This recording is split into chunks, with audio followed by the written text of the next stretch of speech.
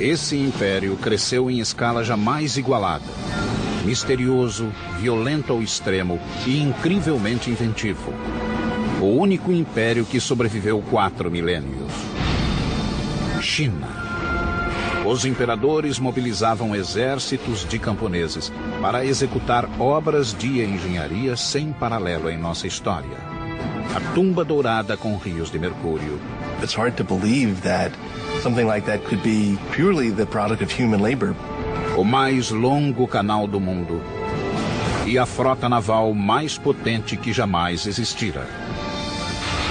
Mas nada se comparava ao monumento que mudaria a face da Terra. A Grande Muralha da China. This is the biggest project management in history. Entretanto, dinastia após dinastia, consumidas pela vaidade e cobiça, eram depostas pelo povo revoltado. E a opressão virava a destruição.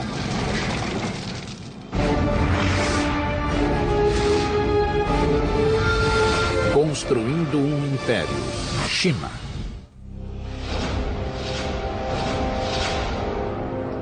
At the dawn of civilization, the Chinese were there, and they are still here. Hello, I'm Peter Weller. When the Egyptians were building their pyramids, the Chinese already had sumptuous palaces for their kings. When Rome was planning its soaring aqueduct that would bathe its citizens and quench their thirst, the Chinese were redirecting an entire river by blowing up a mountain before gunpowder and building a dam that would irrigate thousands and thousands of acres of land and launch a population explosion the world had never seen.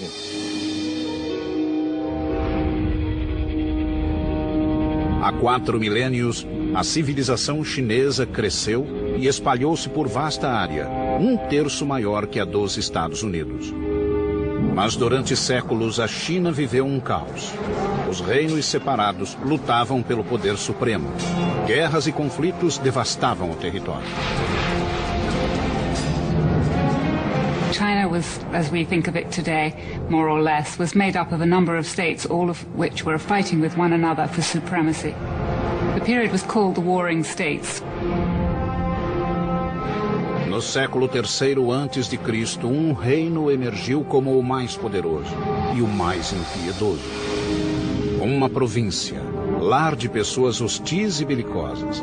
Eram ambiciosos, fechados e determinados a conquistar e a unir os 7 reinos. Eram chamados de Qin. Eles unificaram o vasto território, criando um império como o mundo jamais vira até então. O reino Qin prosperou em uma região fértil e plana, com acesso a rotas comerciais, como a famosa Rota da Seda, que o ligava aos mais longínquos recantos do mundo. Com o tempo, os Qin desenvolveram 2 vantagens militares sobre os rivais. Aprendendo de nômades e bárbaros, eles se aperfeiçoaram na equitação. Ao mesmo tempo, criaram nova estratégia de guerra. Até então, as batalhas eram disputadas por pequenos grupos de nobres em carruagens. Mas a recente descoberta do metal forjado levou à produção em massa de armas e ao surgimento de um novo tipo de guerreiro, o infante, o soldado a pé. It was a time when the use of iron became much more widespread. So just at the same time as infantry armies, which tended to be much larger, came in, so it was possible to make more weapons. Com essa novidade tática, o povo Qin lançou uma ofensiva para conquistar a China toda. À medida que os rivais caíam, os Qin encararam um novo desafio. Como conseguir alimentação suficiente para esse enorme exército? A responsabilidade recaiu sobre um único homem. Seu nome era Li Bin, oficial do exército Qin e um dos maiores engenheiros de todos os tempos.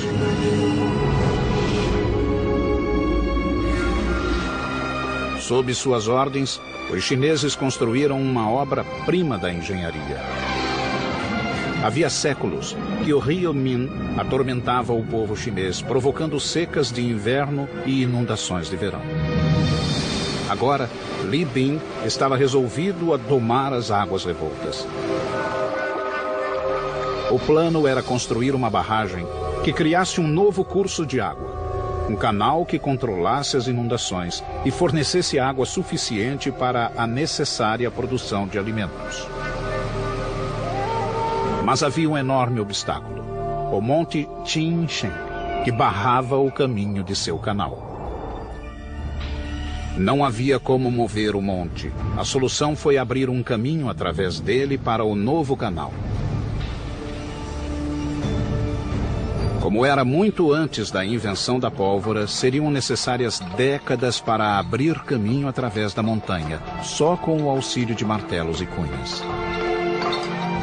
Os Qin queriam resultados imediatos e exigiram de Li Bing uma solução. O jovem oficial utilizou-se então das forças da natureza. Primeiro, mandou esquentar a rocha com fogueiras estrategicamente dispostas e, em seguida, jogou água fria. A rocha se fragmentava, facilitando em muito o trabalho da abertura. 8 anos depois, Li Bing conseguiu abrir um caminho através da montanha. Agora, teria de construir a enorme barragem que desviaria as águas do rio Min para o canal aberto. Milhares de trabalhadores foram convocados, os quais ergueram a barragem apenas com paz e muito músculo. O engenhoso Li Bing projetou uma barragem que podia regular a força das águas de acordo com a estação. No verão, mais água seria desviada para o canal para prevenir inundações nas margens. No inverno, maior quantidade de água ficaria no rio, a fim de evitar a seca. Com a irrigação de vasta faixa de terra do território Qin, a região atraiu uma multidão de agricultores. Os militares tinham uma nova base para lançar ataques ao território inimigo. O Estado Qin começava a galgar os degraus do poder. And he used the wealth created by agriculture and the power created by the military to unite all of China. Em 247 a.C., essa tarefa ficou com o novo imperador Qin, um menino de 13 anos chamado Yingzheng. Ele assumira o trono tendo a mãe como regente viúva. Mas o menino vivia em um palácio fervilhante de inimigos que já conspiravam para destroná-lo e preparavam suas espadas. No alto da lista daqueles que queriam matá-lo, achava-se a própria mãe. A viúva agora tinha um amante e 2 filhos que ela queria ver no trono. Aos 22 anos, Yingzheng descobriu a trama e se enfureceu. Exilou a mãe e mandou matar os meio-irmãos, bem como o amante da viúva. Seu poder agora era absoluto. Com o trono assegurado, Yingzheng ordenou ao exército que terminasse a unificação da China. Mas havia um inimigo que ainda resistia. Era o reino de Chu. Em 238 a.C., os Qin lançaram-se em uma guerra épica e sangrenta com os Chu. Essa luta prosseguiu encarniçada por 15 anos. Finalmente, em 223 a.C., os Chu também ergueram a bandeira branca. O último grande obstáculo à supremacia Qin fora esmagado. The Qin supremacy over the Chu is they were able to organize their armies in a much more efficient way than had been done before. O sonho do Império Único fora realizado. A China estava unificada e em paz. O legítimo imperador agora precisava de um nome real. E tornou-se conhecido em toda a China e no mundo inteiro simplesmente como Shi Huangdi, o primeiro imperador. Shi Huangdi declarou que sua dinastia duraria 10.000 gerações. Foi em seu reinado que a China executou o talvez mais espetacular projeto de construção de todos os tempos, uma muralha que maravilharia o mundo até hoje. Mas os Qin Pagariam caro pela grande ambição do imperador, suportando a ira de chefes cruéis e derramando o sangue do próprio povo. The Chinese invented deep drilling in the 1st century BC and were able to drill boreholes up to 4,800 feet deep. 220 a.C. O primeiro imperador da China, o guerreiro Shi Huangdi, foi inspecionar o novo império. Pela primeira vez, a China encontrava-se unificada e pacificada, e ele tencionava mantê-la assim, com o mais ambicioso projeto de engenharia jamais concebido, a Grande Muralha da China. Well, the Great Wall was a linking up of walls that had existed previously. A number of states in the north of China had built walls partly to defend against one another, but more importantly to defend their northern frontier. Até hoje ela permanece insuperável, mesmo pela moderna engenharia. Uma barreira inconquistável que isolava o Império Chinês do resto do mundo. Ao longo da fronteira, a muralha se estenderia por milhares de quilômetros. This is Chongcheng. In Mandarin, it means long wall. And believe me, covering more turf than the continental United States is wide, and including all of its spurs that go off into no place, it's 6,000 miles. And man, that's long. Shi Huangdi, China's first emperor, started building it 2,000 years ago. It was worked on right up until the 17th century. But the original wall didn't look like this. It was kind of a mud brick affair, but it presented an interesting engineering challenge nonetheless, because it had to go all the way from the sea in the east to the Gobi Desert in the west, just to keep the northern nomads like the Mongols out and the Chinese people in. If it took the audacity of emperors to dream great, it took the relentless drive of the Chinese labor force to build great, but not without a price. Their capacity to endure hardship was unimaginable. Men, women, and children worked with their hands on this wall, and if you complained or tried to run away, you were killed. Disease was constant, injury was commonplace. Dressed only in rags, these people suffered bitter cold, bitter hunger, bitter exhaustion. Records say that at the height of production on this wall, close to 1/5 of China's entire labor force, 1 million people were working here, and 1/4 of those people died. And if you died here, usually you were buried here, in the wall, giving rise to its other nickname among some, the Long Graveyard. Milhões de pessoas quebraram o braço, a perna ou a espinha nessa obra.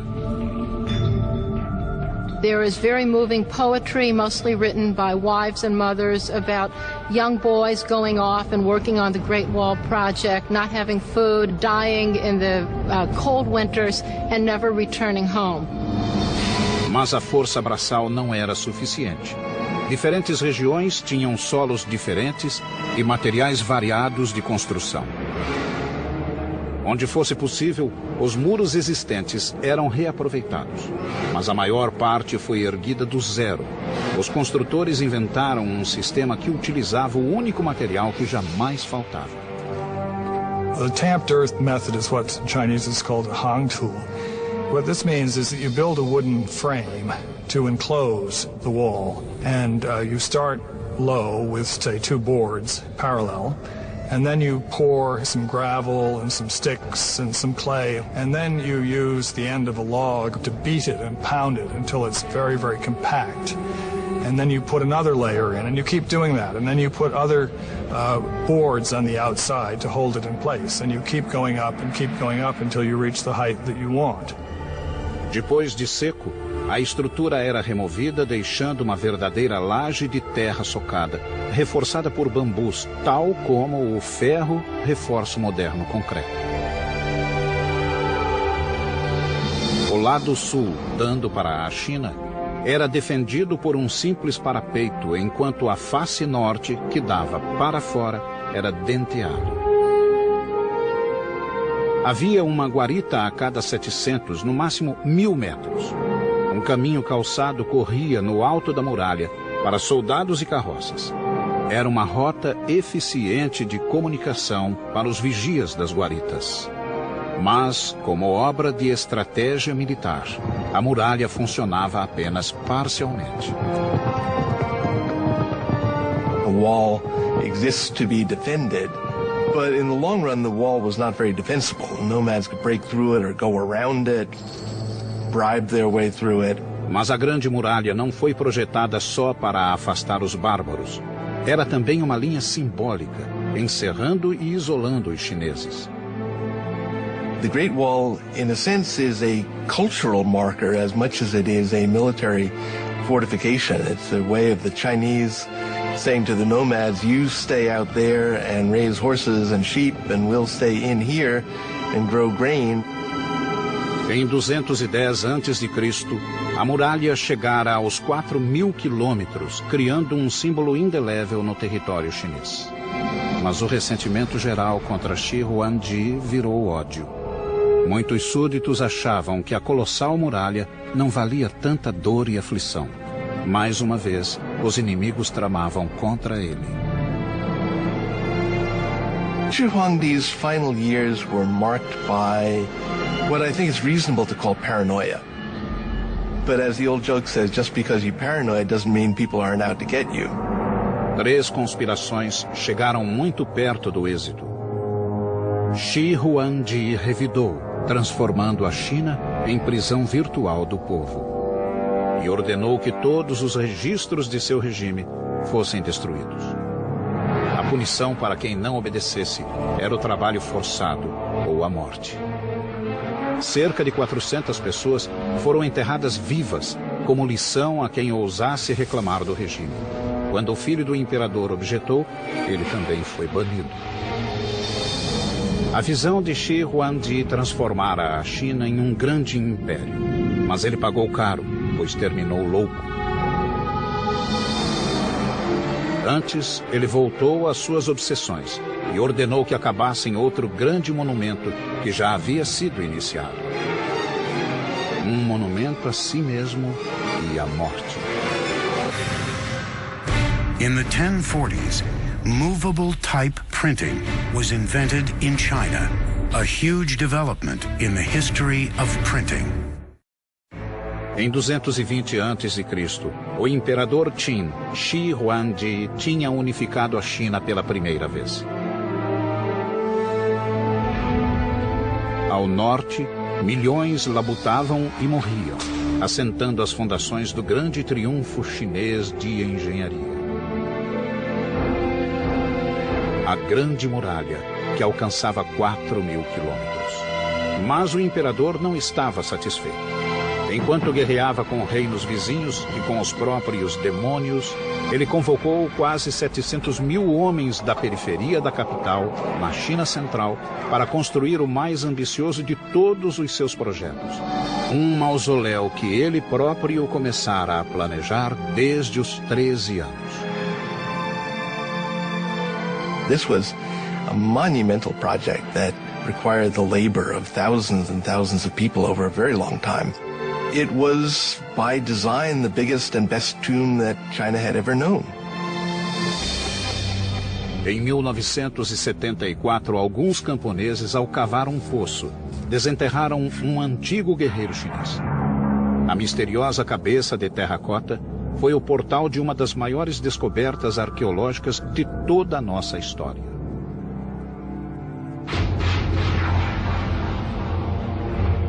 The mound is huge. The mound was always known to be the tomb mound of the first emperor. What was a total surprise was the army of terracotta warriors about a kilometer to the east of the tomb, who presumably were guarding the approach to the tomb itself.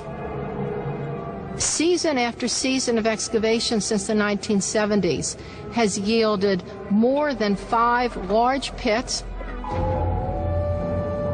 The individualized faces and drapery and armor suggest that each one of these warriors was molded from the life from an individual separate human being. The precision and detail in the sculpting, the firing of the clay are unmatched today. These warriors are a colossal achievement, and some believe the greatest archaeological find of the 20th century.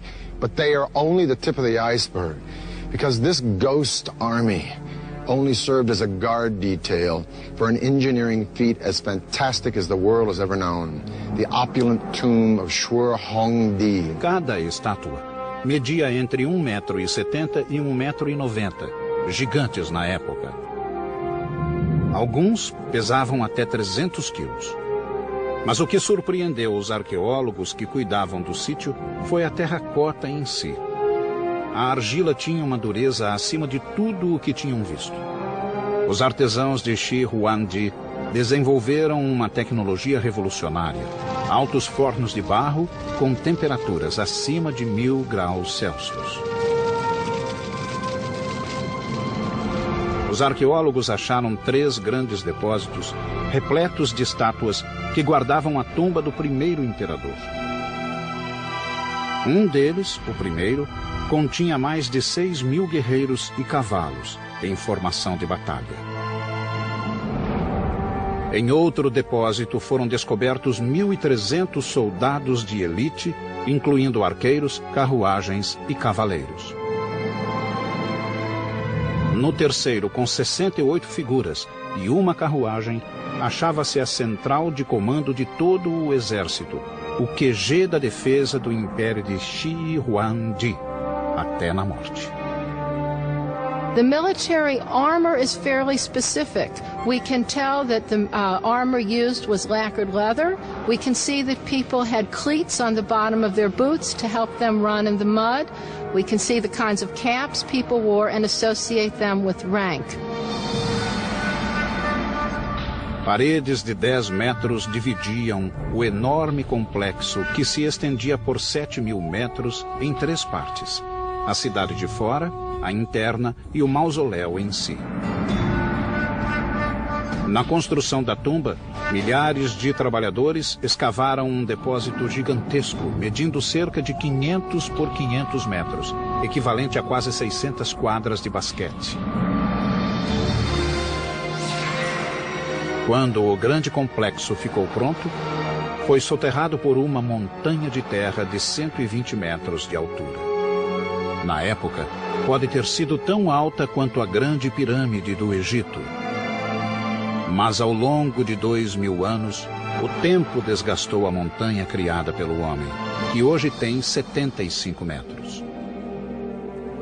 It's hard to believe that something like that could be purely the product of human labor, but it is. That mound was put there, basket full of earth after basket full of earth, to cover what we assume is an entire underground city dedicated to the afterlife of the first emperor.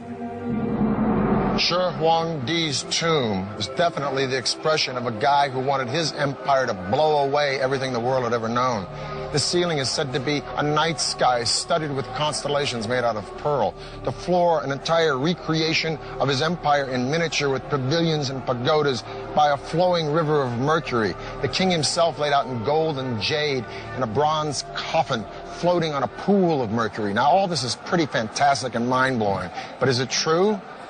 Well, scientific tests have proven mercury levels 100 times the norm around the mountain, and ground-penetrating radars detected a room inside the mountain 33 feet high. So the emperor's tomb may be all it's cranked up to be, but we're going to have to wait to find out, because the Chinese government has decided not to excavate the place until they have the technology to preserve what's inside. And even then, once they go in, it may be a very treacherous dig. There were corridors and trapdoors and booby traps that were designed to prevent tomb robbing. Now, we assume that those are no longer operable after a couple thousand years, but I'm sure whoever goes into that tomb first is going to step carefully. Shi Huangdi declarou que sua dinastia duraria 10.000 gerações. Mas 3 anos após sua misteriosa morte, o vasto império caiu. O imperador pagara alto preço pelos mirabolantes projetos de engenharia. A Grande Muralha e a tumba arruinaram o país, além de quebrar a espinha dos camponeses. Empurrado até o limite, o povo se revoltou e a China mergulhou no caos. Shi Huangdi is said to have died from ingesting mercury, which he believed to be an elixir of immortality. Shi Huangdi, o primeiro imperador da China unificada, estava morto. Poucos choraram. E muitos esperavam o fim da odiada e cruel dinastia Qin. Uma nefasta luta pelo poder tomou conta do império. In a word, it was chaotic. Very quickly, after the death of Qin Shi Huangdi, things fell into civil war, with various people vying for power. Em 206 a.C., um novo líder surgiu, determinado a trazer estabilidade para a China. Seu nome era Liu Bang. Soldado e político astuto, ele sabia como conquistar a mente e o coração do povo. Nos 4 anos seguintes, Liu Bang consolidou-se no governo e obteve o apoio popular. A paz retornou ao império. Quando morreu em 195 a.C., ele tinha iniciado uma dinastia que floresceria por quase 4 séculos, os Han. O clã atirou-se à construção da Grande Muralha com maior fúria ainda que Shi Huangdi. They extended the Great Wall much further to the west than it had been, and set up a set of garrisons and a series of watchtowers that guarded the trade routes out into Central Asia for hundreds of miles to the northwest of the capital. Os Han plantaram fortalezas a intervalos menores que as outras dinastias, de 1 a 4 quilômetros. Nas áreas de muita atividade inimiga, o intervalo caía para 500 metros. Os soldados Han tinham 3 grandes missões na muralha: defendê-la de invasões, enviar espiões às linhas inimigas e obter informações, e manter as fogueiras das torres sempre acesas e abastecidas de lenha. Han Dynasty signal towers incorporated several sorts of alarms. Flags and smoke were only used in the daytime. Torches were only used at night. Bigger bonfires and drums were used at any time, and complex codes were devised for these signals. And just like today, modern codes, they were all classified as top secret and unknown to the public. From around 200 BC to 200 AD, just about the time that Rome was dissolving as a republic, only to be reborn as an empire that would gobble up and transform the Western world, China was an empire that was consuming and transforming the East. During the Han Dynasty, the population of China grew to 50 million people. The empire went as far south as Vietnam, as far west as Afghanistan. It was massive. But after 400 years, just like Rome, internal disintegration started to overshadow military success, and in 184 AD, a peasant rebellion brought the Han Dynasty to a screeching halt. And once again, China was on the verge of chaos. Durante 3 séculos, guerras, traições e assassinatos imperaram na China. Mas surgiu novamente um pulso firme que deu fim a essa época de trevas. No século VI, um povo do norte, os Sui, declarou guerra ao caos e começou a conquistar o império região por região. A China foi de novo unificada e, pela primeira vez, desde a queda da dinastia Han, 3 séculos antes. Yang Di, o imperador, ergueu o Império Sui sobre as bases das dinastias anteriores de quase 1000 anos. Diferente dos antecessores que se concentraram em fortificar a China contra o mundo de fora, Yang Di voltou-se para dentro e reforçou as fronteiras internas. A China era vasta e seus rios constituíam um eficiente meio de transporte a grandes distâncias. 2 grandes rios atravessavam o país de leste a oeste, o Yangtze no sul e o Amarelo no norte. Mais de 1000 quilômetros separavam os dois. A China era uma casa dividida. Yang Di decidiu agir e imaginou ligar a China do norte com a do sul com uma artéria central gigantesca, um grande canal. Seria uma estrada de água para mercadores, soldados e cidadãos. very common to China in terms of constructing any large infrastructure project. They would look at existing waterways and try to find an area where they could connect and link the entire canal. They want to take advantage of the natural geography.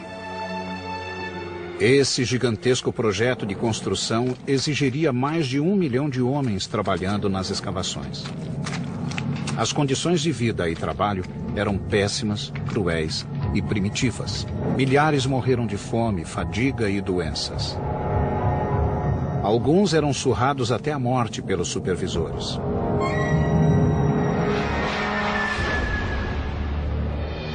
Mais de 24 eclusas foram criadas para completar a rede de canais.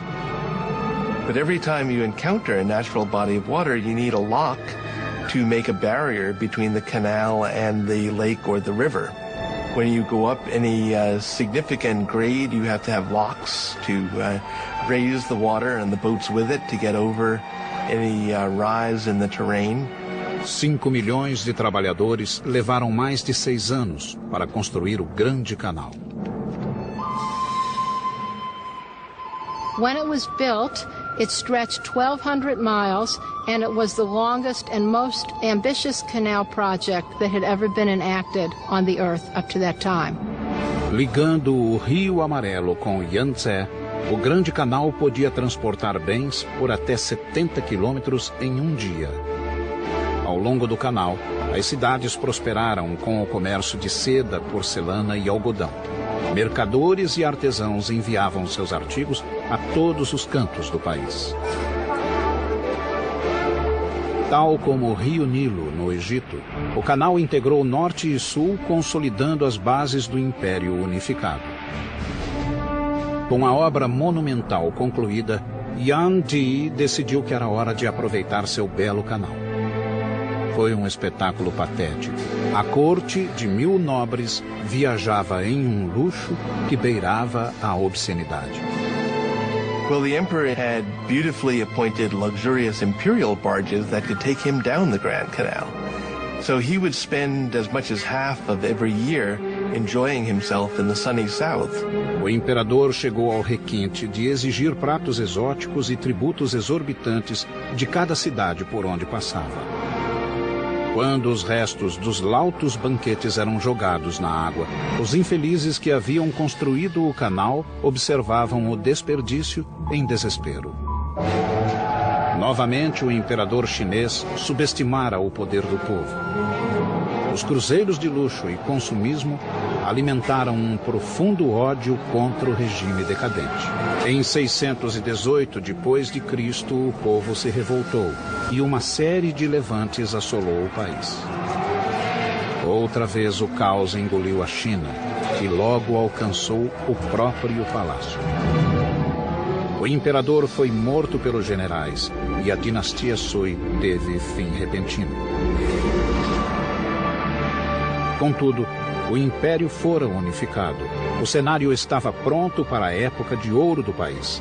Pela primeira vez, os engenheiros expandiram o império para fora dos próprios limites. From the 4th century BC on, the Chinese used blast furnaces to cast iron, nearly 1,800 years before its widespread use in Europe. 6 séculos atrás, uma espantosa armada de navios chineses cruzou o mar da China em busca do Ceilão, da Arábia e da África Oriental. Era uma frota como nunca fora vista, com barcos de 9 mastros, escoltados por dúzias de navios de carga, de patrulha e de transporte de cavalos de montaria. A tripulação somava mais de 27 mil marinheiros e soldados. Era a famosa armada da poderosa dinastia Ming, anunciando ao mundo que após um século de domínio mongol, a China voltara a seus legítimos donos. Na proa, via-se o almirante, um plebeu da província de Yunnan que se tornara um dos mais poderosos líderes da dinastia Ming. Chamava-se Zheng He. Tinha 11 anos quando sua cidade natal caiu nas mãos dos Ming. Arrancado do seio da família, ele foi levado como presente para o príncipe e castrado.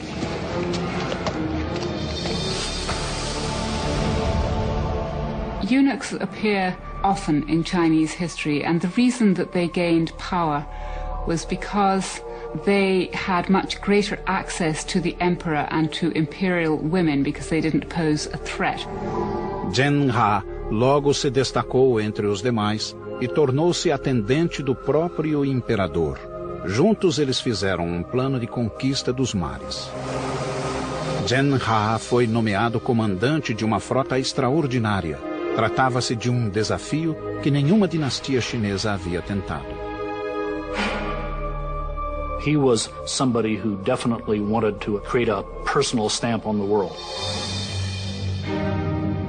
Zhen He encomendou 337 navios e adaptou 188 cargueiros de fundo chato para a água salgada.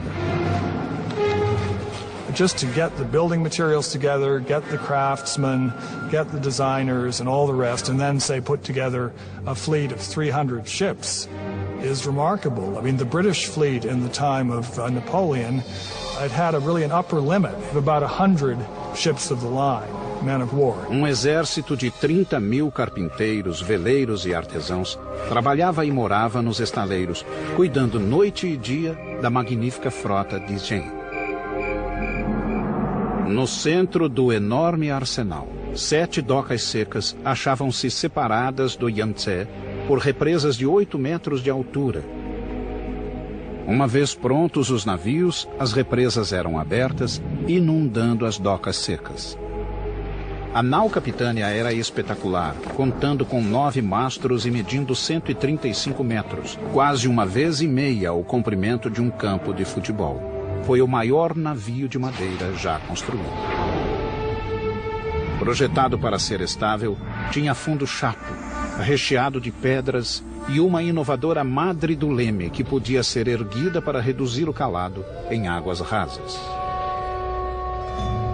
Compartimentos isolados e estanques, inspirados na forma dos gomos de bambu, continham água potável e alimentos, além de manter o barco flutuando, mesmo com brechas no casco.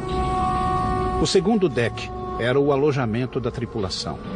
Cozinha, cantina e operações ficavam no terceiro deck, enquanto o quarto servia de plataforma de lutas. Aparelhada, a capitânia tinha 9 mastros e 12 velas quadradas de seda vermelha, tingindo o azul do céu. Os outros navios tinham até 24 canhões de bronze, com alcance de tiro de até 300 metros. Popas e proas tinham esporões para atacar navios menores. Alguns navios transportavam cavalos ou soldados. Outros levavam tanques de água fresca e suficientes provisões para até 28.000 homens. We're talking about a really, really big fleet. It had as many soldiers and sailors on it as the Spanish Armada of 1588.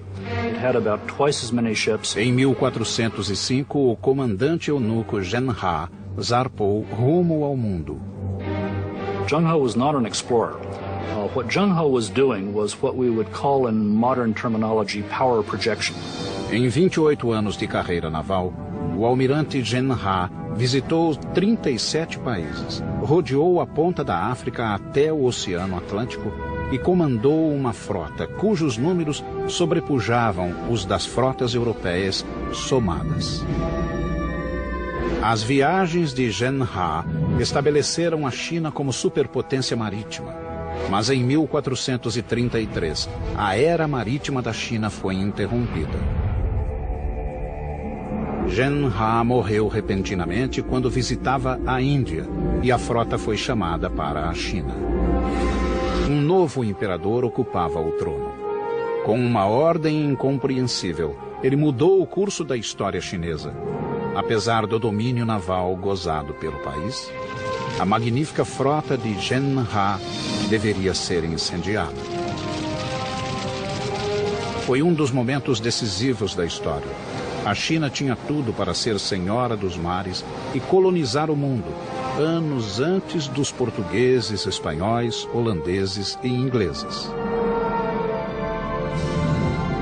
Sob o novo imperador, todos os navios marítimos foram destruídos. Até os portulanos de Zhenha foram queimados. A era marítima da China terminara. Todas as portas agora se fechavam. Os navios se foram e a promessa de poder internacional e conquistas estava morta. O motivo da decisão do imperador permanece um mistério até hoje. 1449, 16 anos depois que o império se isolou de novo, o velho inimigo da China retornou. Os mongóis lançaram um ataque maciço. Tal como as dinastias anteriores, os Ming refugiaram-se na muralha para se proteger. O resultado seria um feito monumental, talvez o mais espetacular do império: a restauração da Grande Muralha, que se transformou na colossal estrutura que conhecemos hoje. Earlier walls had been primarily made of tamped earth. The Ming walls were faced with brick and stone. They were much more solid, and those are the ones that we can still see parts of today. Uma mistura de papa de arroz e calcário queimado criou uma argamassa cuja eficiência rivaliza com a do moderno cimento. A construção de fortes militares na Grande Muralha atingiu o auge na dinastia Ming. Paredes duplas foram acrescentadas em certos pontos, juntamente com bastiões, passagens secretas e outros recursos. Guaritas de vários formatos e tamanhos serviam de abrigo ou simplesmente de torres de sinalização. As guaritas de abrigo eram grandes o bastante para guardar alimentos e armas, e ainda dar alojamento aos soldados. Escadarias internas levavam até o alto da torre, onde pequenas aberturas serviam de vigias. As defesas englobavam vários itens, incluindo a artilharia. The Chinese have a clear superiority over the Mongols in gunpowder weapons. And as long as the Ming Dynasty could maintain a cohesive enough army along the Great Wall, they were capable of resisting individual Mongol attacks.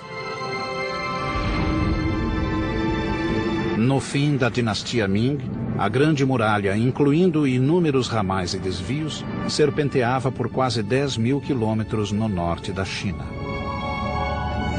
Durante 150 anos, a muralha cumpriu seu papel.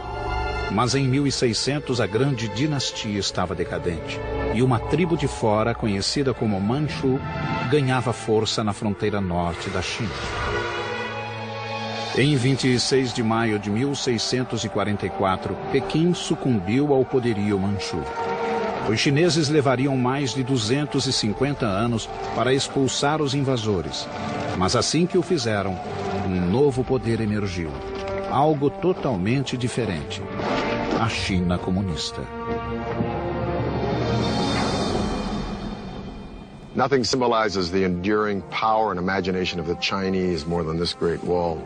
Of all of the civilizations that have reached the glorious heights of empire, only one has avoided the inevitable oblivion that follows. Emperors come and go, but for thousands and thousands of years, from the dedication and vision and resilience and brilliance of these remarkable people, they have pushed their civilization to triumph again and again and again, where others have simply morphed or dissolved or just faded away. At the dawn of humanity, the Chinese were here, and they are still here, and they ain't finished yet. I'm Peter Weller for the History Channel.